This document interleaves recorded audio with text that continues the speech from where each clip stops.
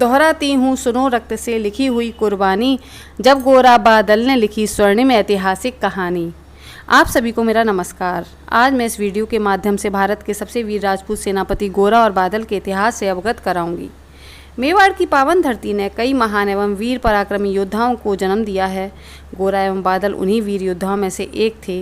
यही वो दो महान योद्धा हैं जिनके लिए कहा जाता है कि जिनका शीश कट जाए फिर भी धड़ दुश्मनों से लड़ता रहे वो राजपूत। गोरा और बादल ऐसे वीर योद्धा थे जिन्होंने अपनी वीरता का परिचय खिलजी की सेना को मुंह तोड़ जवाब देकर दिया था। ये दोनों चाचा भतीजे थे। दोनों में कूटनीति बुद्धि बहुत अधिक थी। वे अपनी शक्ति और पराक्रम के लिए जाने जाते थे। गोरा और बादल जालौन के चौहान वंश से ताल्लुक़ रखते थे। जब रानी पद्मिनी का विवाह मेवाड़ के राजा रतन सिंह से हुआ था तब ये दोनों चित्तौड़ का हिस्सा बन गए थे। गोरा और बादल चित्तौड़ के राजा रतन सिंह के लिए काम करने लगे थे। इन दोनों की वीरता को देखते हुए चित्तौड़ के राजा रतन सिंह ने सेना की पूरी जिम्मेदारी गोरा और बादल को दे दी थी। कई युद्ध में गोरा और बादल ने अपने पराक्रम से चित्तौड़ के राजा रतन सिंह को विजय दिलाई थी। जब अलाउद्दीन खिलजी की नज़र चित्तौड़ पर पड़ी तब अलाउद्दीन खिलजी चित्तौड़ को हासिल करने का प्लान बनाने लगा था। अलाउद्दीन खिलजी की सेना इतनी मजबूत नहीं थी कि वे चित्तौड़ के राजपूतों का सामना कर सके।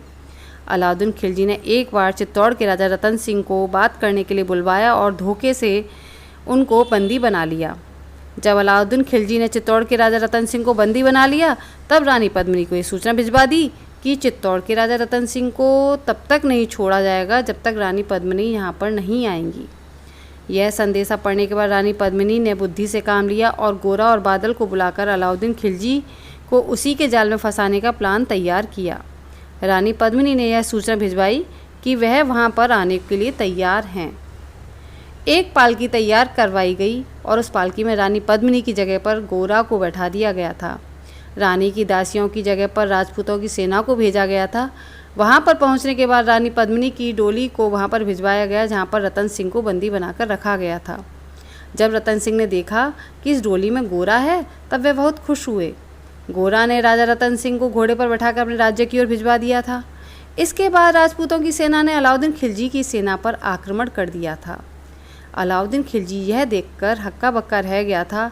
वह समझ नहीं पा रहा था कि वह यह सब क्या हुआ, लेकिन राजा रतन सिंह ने अपने राज में सुरक्षित पहुंच चुके थे। अलाउद्दीन खिलजी की सेना से लड़ाई करते हुए गोरा एवं बादल वीर गति को प्राप्त हुए। गोरा और बादल की वीर गाथा के इतिहास को पढ़ने के बाद हमें बहुत ही गर्व महसूस होता है कि गोरा और बादल जैसे वीर योद्धा हमारे भारत देश में जन्मे हैं। जिस तरह से गोरा और बादल ने कूटनीति के साथ शक्ति से अलाउद्दीन खिलजी को मात दी, उसी से हम यह अंदाज़ा लगा सकते हैं कि गोरा और बादल कितने वीर योद्धा थे। गोरा और बादल के वीरता के चर्चे इतिहास में लिखे गए हैं जिनको पढ़ने के बाद हमें गर्व महसूस होता है। ऐसे वीर पराक्रमी दोनों योद्धाओं को कोटि कोटि नमन। अगर आपको मेरी वीडियो पसंद आई हो तो कृपया इसको लाइक करें, कमेंट करें और शेयर भी करें और मेरे YouTube चैनल को सब्सक्राइब करें। धन्यवाद।